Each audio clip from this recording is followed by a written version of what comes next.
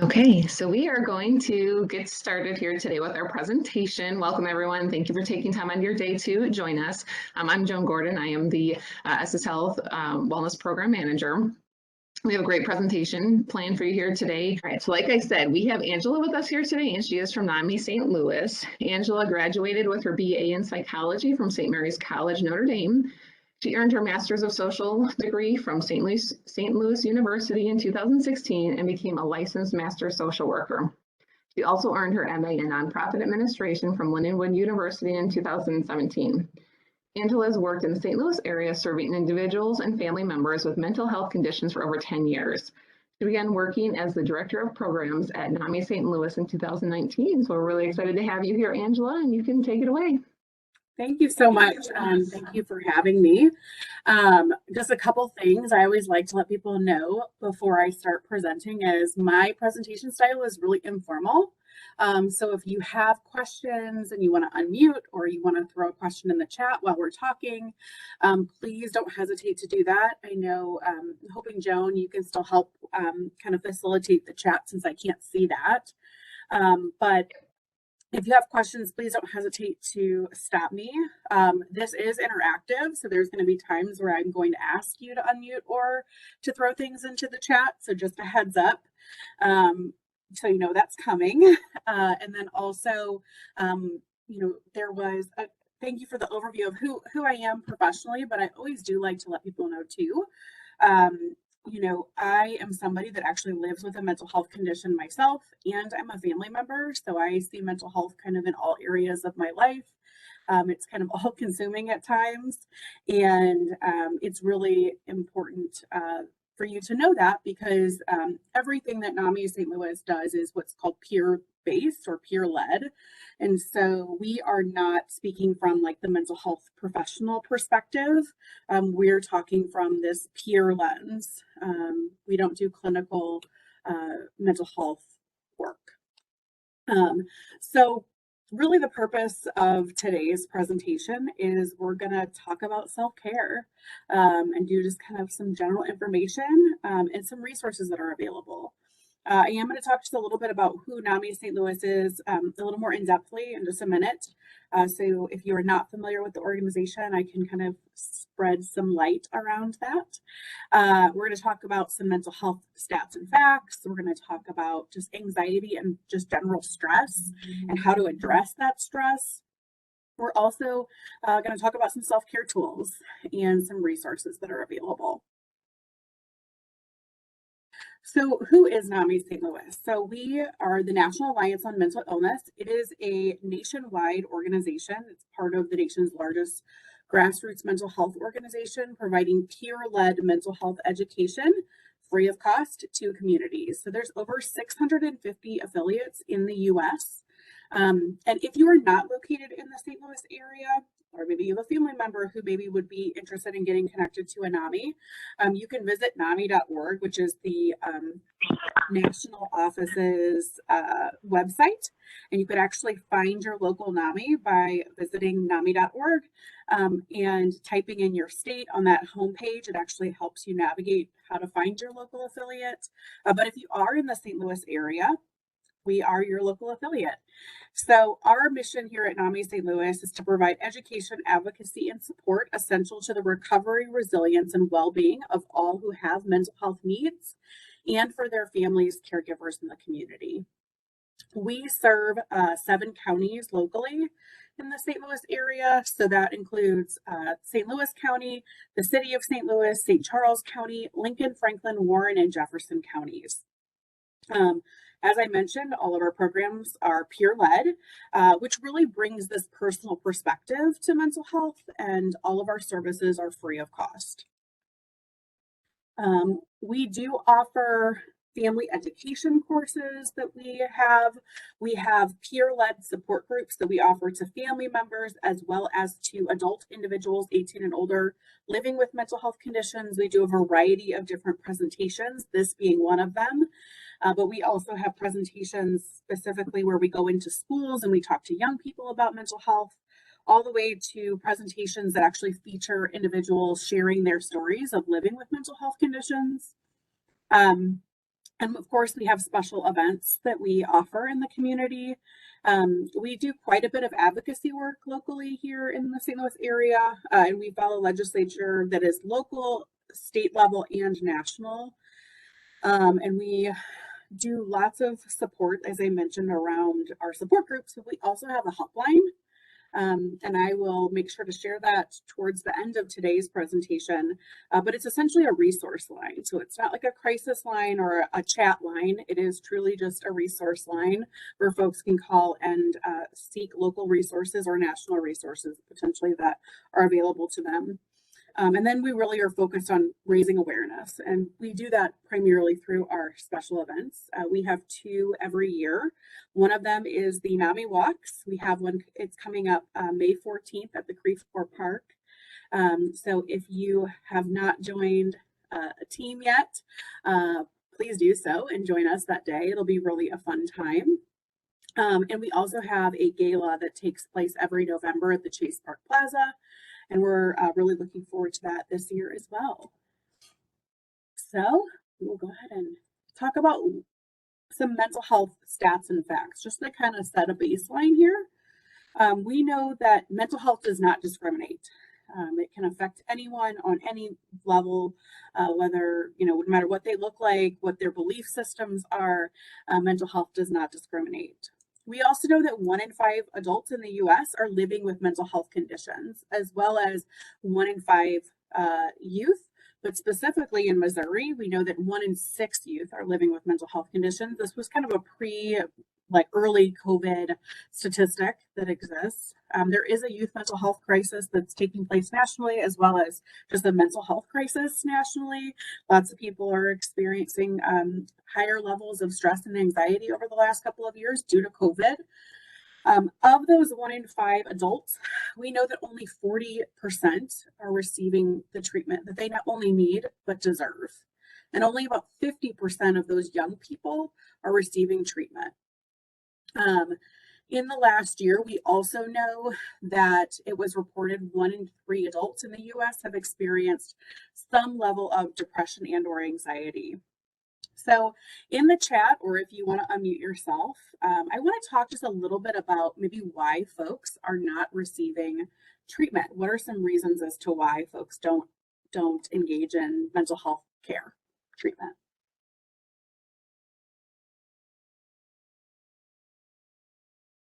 They don't know where to go to get the help. Yeah, they don't know how to navigate the system because it can be really complicated, certainly. Maybe they can't afford the help.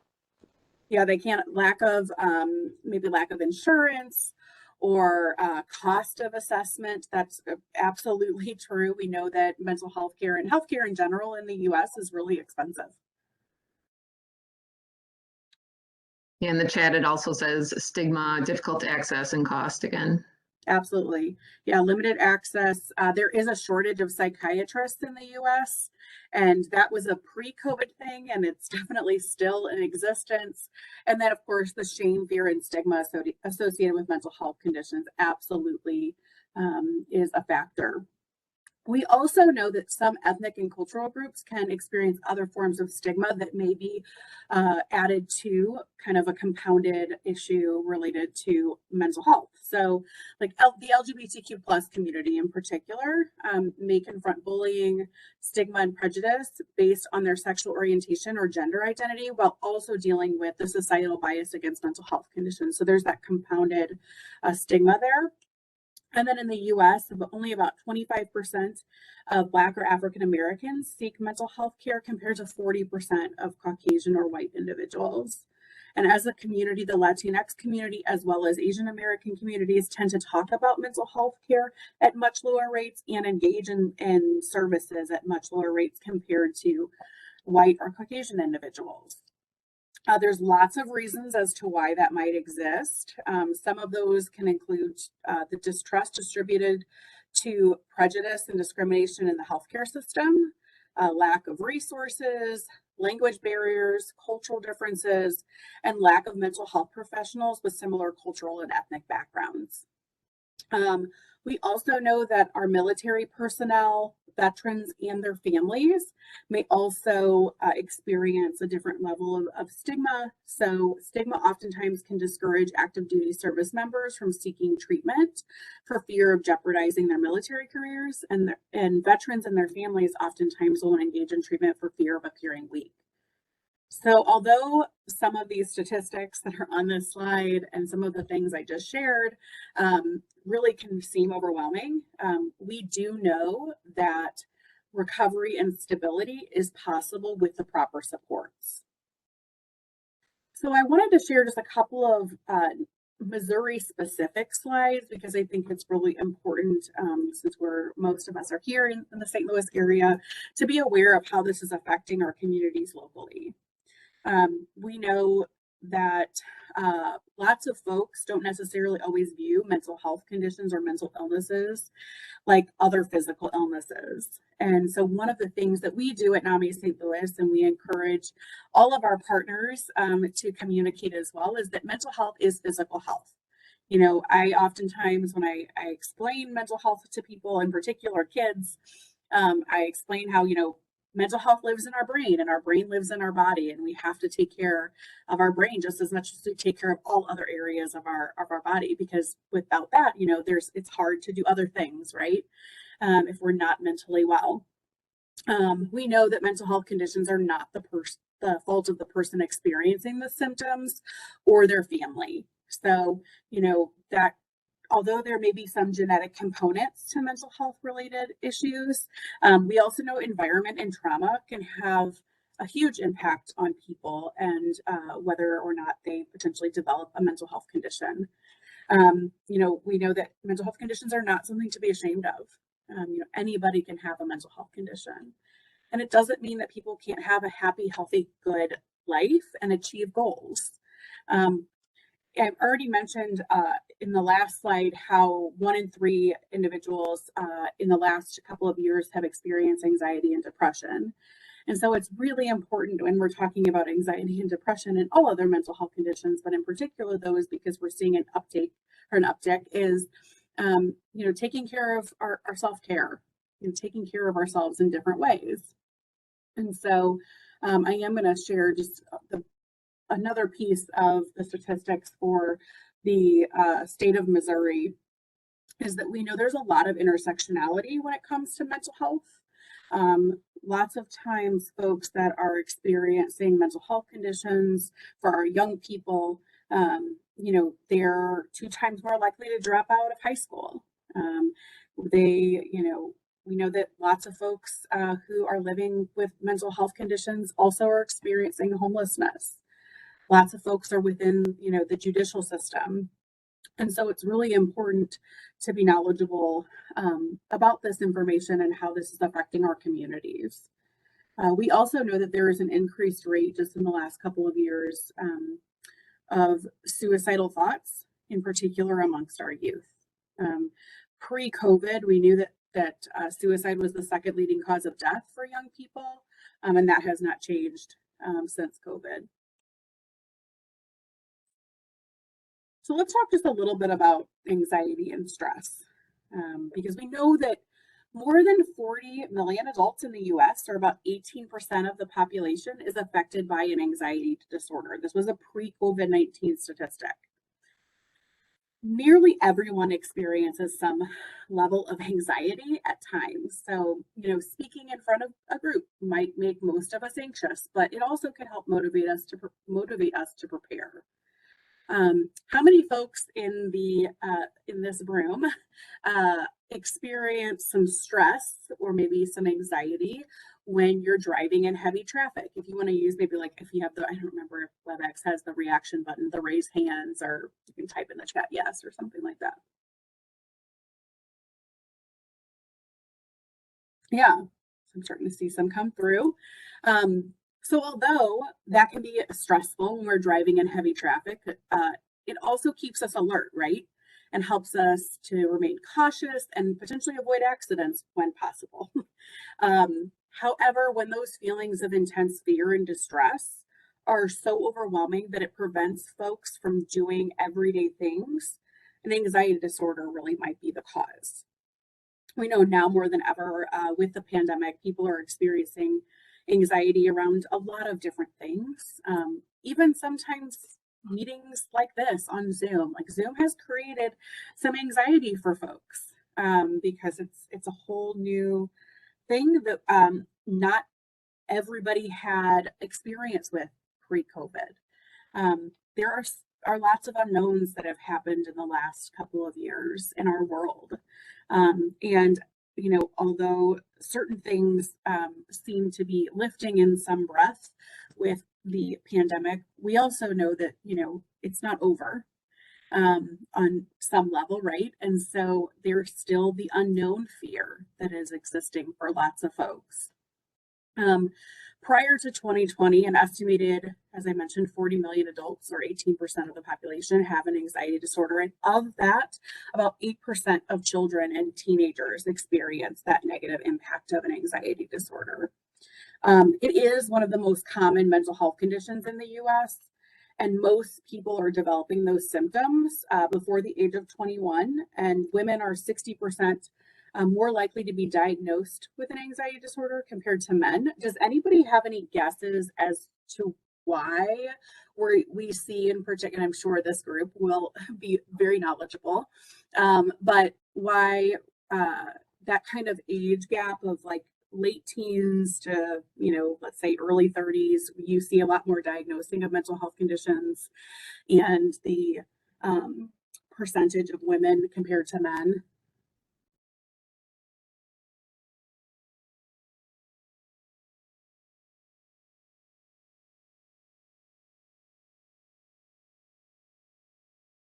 Maybe going back to the stigma, because women are more likely to seek out help and be diagnosed.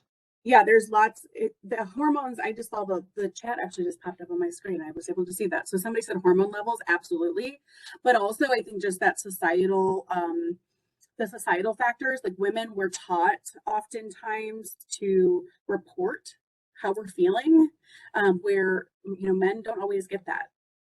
We also know, in particular with age, I don't know about all of you, but I think back on my late teens and early 20s, and lots of things were happening. There was lots of stress. You know, that's whether somebody's maybe moving out of their family home, maybe they are going away to college, or they're starting a career, maybe they're starting their own family. Their levels of support are changing. All of that are factors that can potentially like trigger a mental health condition, in particular anxiety, or potentially cause that. So those are kind of some two things to keep in mind whenever you hear those types of things, to know that there are those factors that exist. Obviously, we also know that there's genetic components, as I mentioned about with anxiety. You know, studies support that anxiety disorders in particular run in families. I am somebody that lives with an anxiety disorder. You know, I didn't realize until I was a little older what I was experiencing. You know, when I was in high school, I went to a high school where none of my friends went. So high school is already kind of can be a stressful time. But I started experiencing symptoms, and a lot of my symptoms were physical. So I would get upset stomachs, and I would, on Sunday nights, like every Sunday night, I would start throwing up because I would be so anxious about going to school. And I also kept it very hidden for a long time because I just didn't understand what was happening to me. And so I started kind of engaging in high risk or negative coping skills to deal and kind of self-medicate.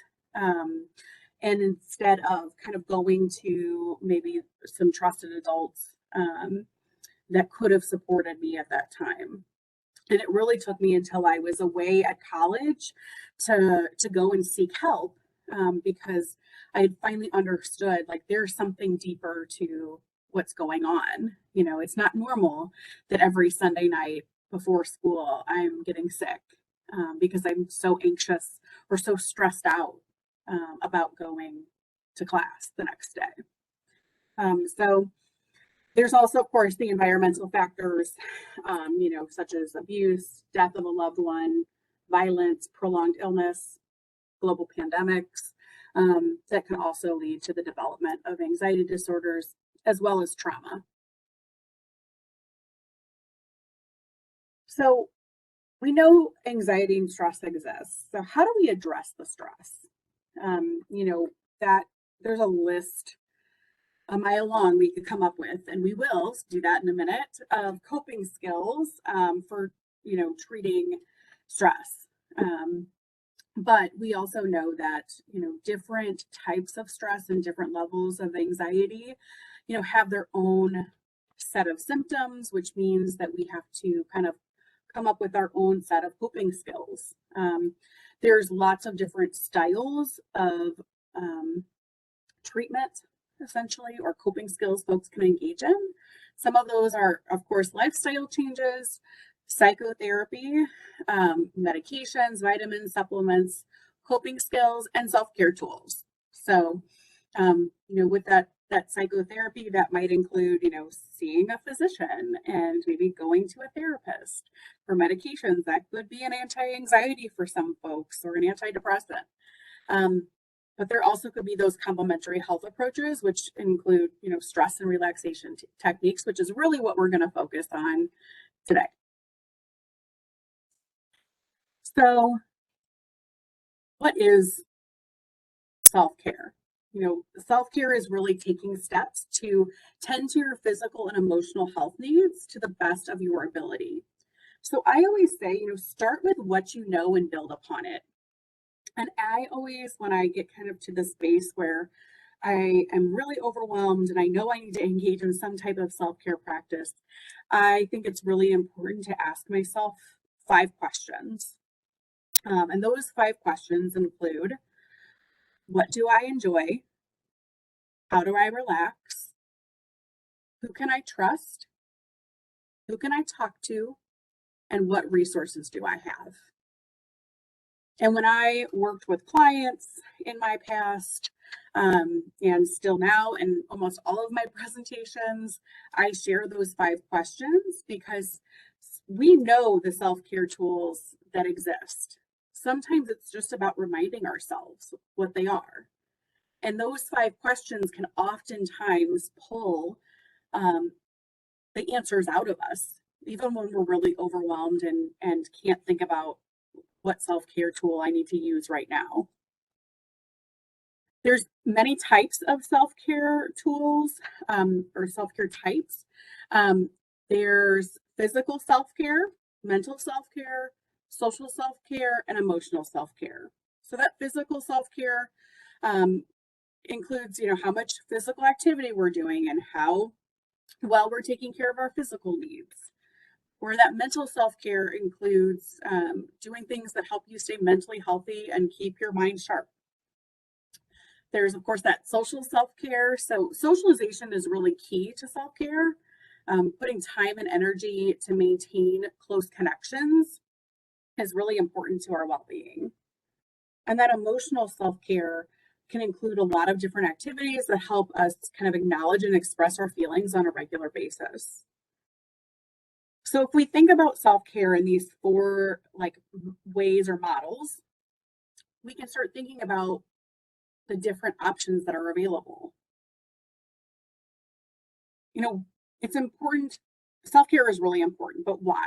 Self-care, everybody talks about self-care all the time. It's important because, without self-care, we're not going to be living a happy, healthy life. We have to look after ourselves, both mentally and physically, to take control of our health. So there's lots of things that we can do to take care of ourselves. So if in the chat, or if you want to unmute, what are some things that you can do maybe at home or out in the community that maybe you're already engaging in or have been thinking about engaging in to practice self-care?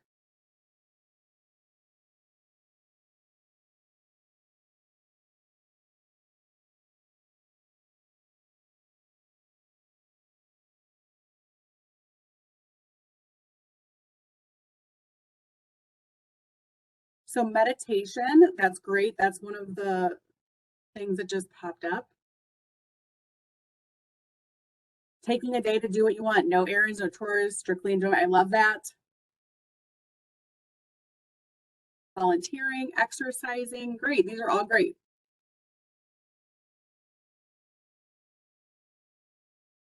So absolutely. Something else that is not been mentioned is sleep.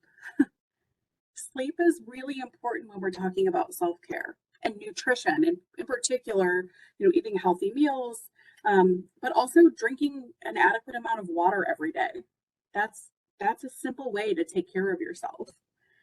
Creating sleep routines, exercising, spending time outdoors, meditating, potentially, going out and having some fun with your friends, getting our family, staying connected with people. Another tool that I have often used at home and at work actually has been aromatherapy. It's something that really helps to calm me down at times and relax. I have actually started utilizing lavender oil at nighttime to help me kind of sleep and relax. And I take lavender oil on a cotton ball and I stuff it in between my pillow and my pillowcase. And that scent helps to relax my body and kind of turn off my brain. I'm somebody that also lives with ADHD. And so I tend to have trouble sleeping. And so creating that sleep routine and that sleep pattern is really important. What are some things that maybe you all do at work to take care of yourselves?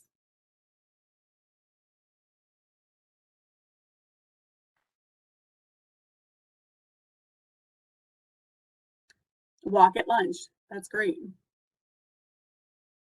Take breaks. Breaks are really important, and sometimes we forget that we really need those.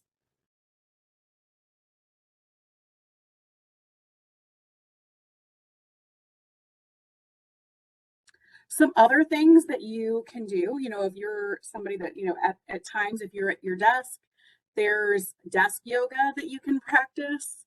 Walking meetings. So walking at lunchtime is great, but if there's the opportunity to like walk and talk at the same time with folks, that's an opportunity. Listening to music if possible. You can meditate or do breathing exercises at work. There's lots of, opportunities to, create technology boundaries when possible. So, not when you're potentially on call or things of that sort, but when you're not on call or when you're not working, to truly kind of shut down in regards to answering emails at certain times and taking vacations when possible or taking days off, taking mental health days.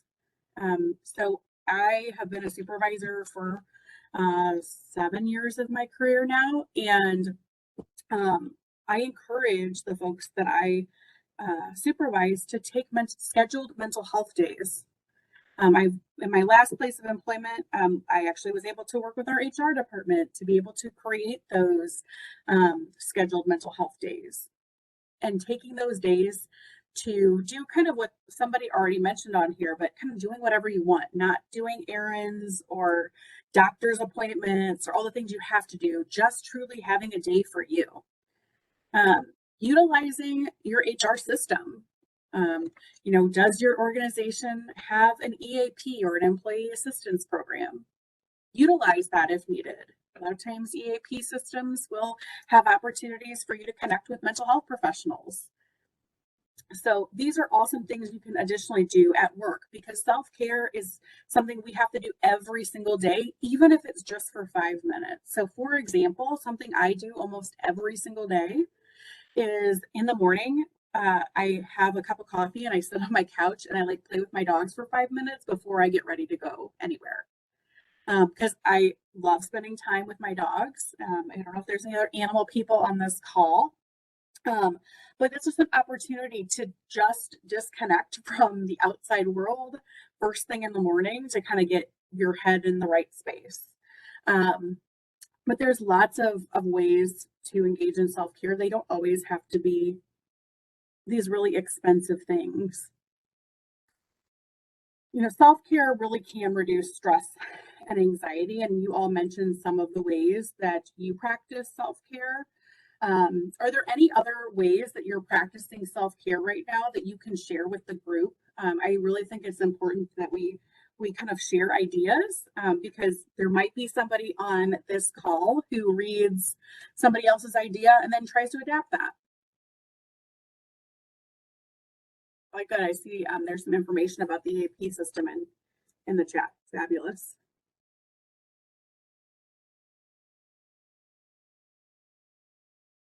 So I want to do a little activity really quick.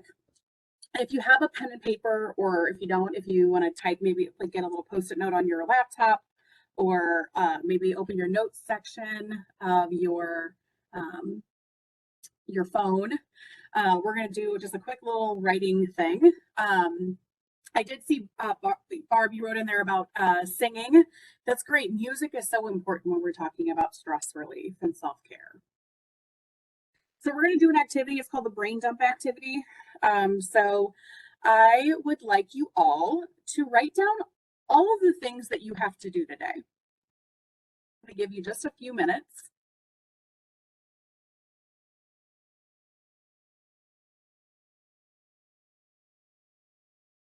Maybe you have to run errands, or maybe you have to see some clients or some patients. Maybe you are, you know, picking up your kids from school today. You have to take your dog to the vet. Make an appointment for yourself.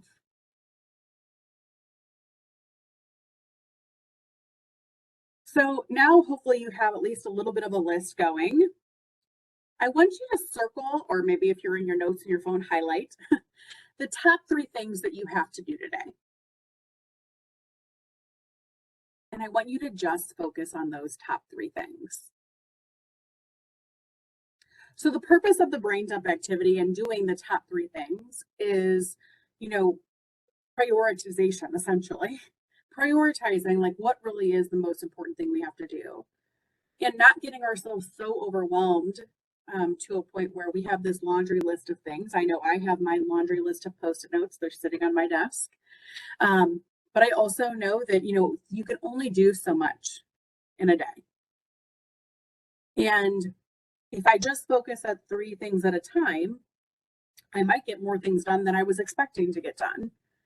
So if you finish those top 3 things, cross them off your list, throw away the post-its, delete the note, and move on to your next 3 things.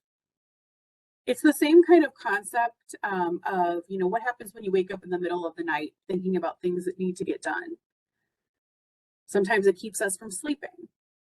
But if we write it down or make a note on our phone about whatever it is that we've, woke ourselves up about, it really helps to kind of clear our mind and get us refocused. And in that case, help us go back to sleep.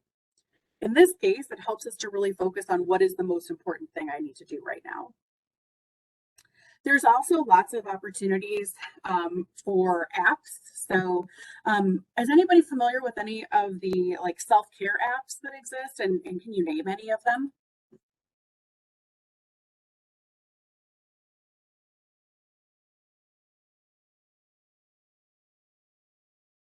Headspace, Calm, Noom, yep. Insight Timer. There's also like Mood Path, Mood Kit, Sanvello. Those are also really popular ones that are utilized. So these are all additional opportunities to engage in self-care. And some of those different tools, could be simply just a 1-minute thing to do to help get yourself in a calmer space, in a more relaxed space, so you can kind of get back into tune with what you're trying to work on. I am going to stop sharing my screen just for a quick second because we are going to play a video. Sharing, and then I'll reshare. We are going to do a quick meditation together. Make sure that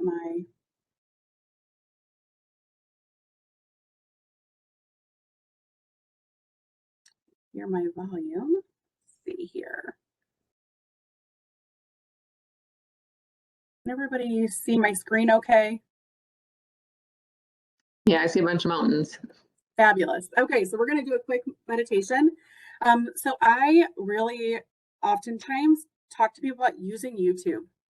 YouTube is a free resource that tends to be pretty accessible for most folks if they have internet access, or a device that they can get onto the internet or Wi-Fi.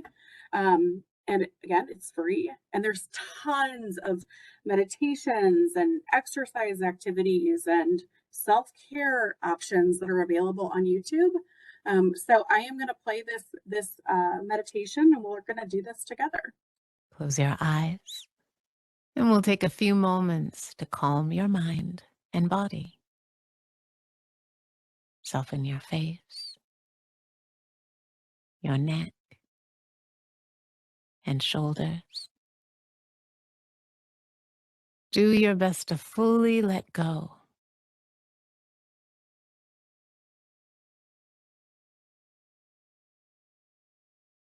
And turn your attention to the breath, the calming breath, the soothing breath.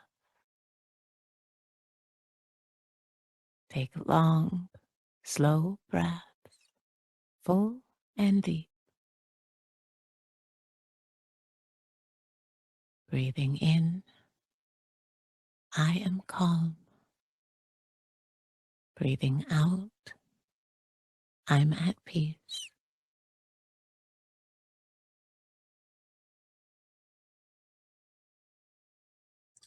So that was just one example. That was actually one that was pulled from, let me get this to stop here for us.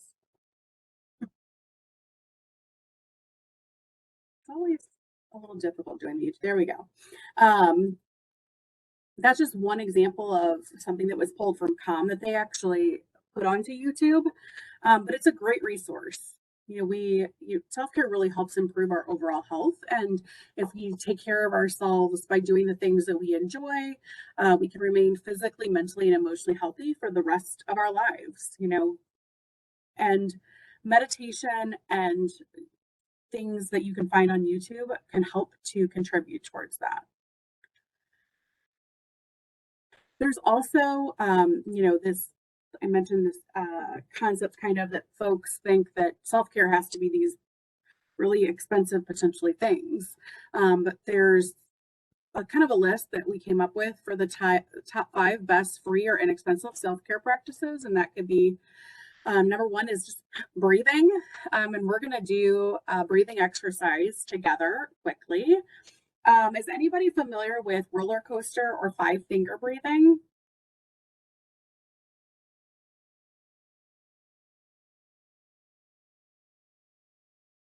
No. Cool. Okay, so we're going to raise one of our hands and kind of make a high five. And then we're going to take the pointer finger of our other hand. This is really great to teach anyone this tool. You can use it with little kids and all the way up to older adults, because it's something that they can see and touch and feel eventually at the end of this. So we're going to trace our palm. When we get to the tip of our finger, we're going to inhale. And then when we get to the crux of our finger, we're going to exhale. So we're going to do this together, if you'll play along with me. And I'm going to try to do this while breathing and also instructing. So it's always a fun exercise for me. So we're going to do this together. So we're going to trace our hand. We're going to inhale and exhale. Inhale and exhale. Inhale and exhale. Inhale and exhale. Inhale and exhale. So you're breathing through the nose, exhaling through the mouth. That's something you can do, while you're in meetings. Sometimes I will put my palm on my thigh and I will trace along my fingers and do my breathing exercises while I'm in a meeting.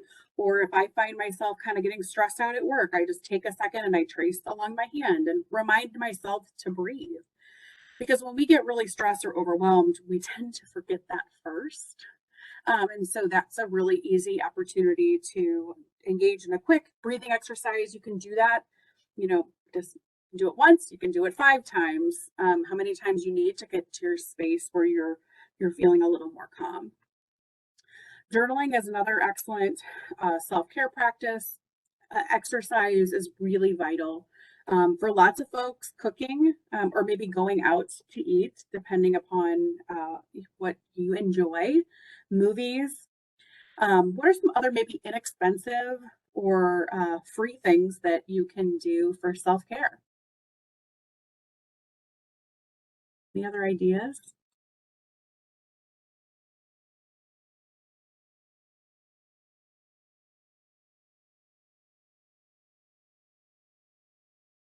It's okay. So gardening, yeah, that's great. Just spending time outdoors. Go to the park with your kids, absolutely. So if you're in St. Louis today, the weather isn't so great, so I wouldn't suggest today maybe being outside. But on days when the weather is maybe a little nicer, maybe not as rainy, just getting outside, even if it's just for 5 minutes, to just take some big deep breaths outside. It's really kind of an easy way to re-regulate yourself. I also think it's important to talk about just some of the myths around self-care. There's this concept that self-care is really just about pampering yourself.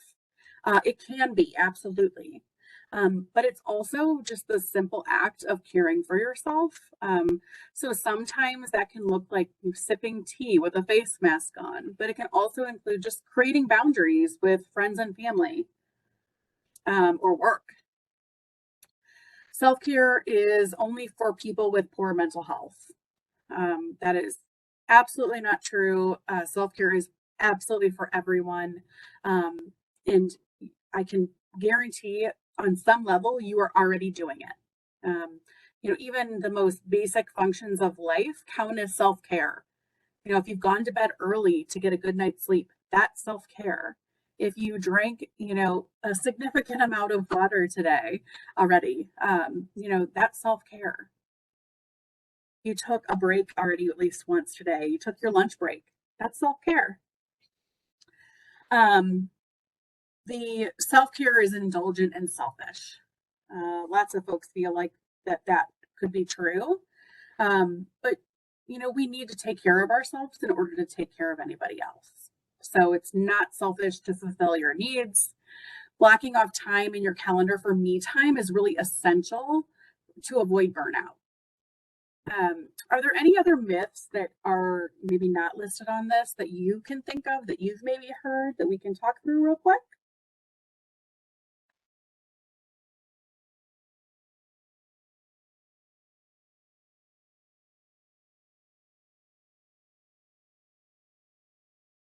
Okay.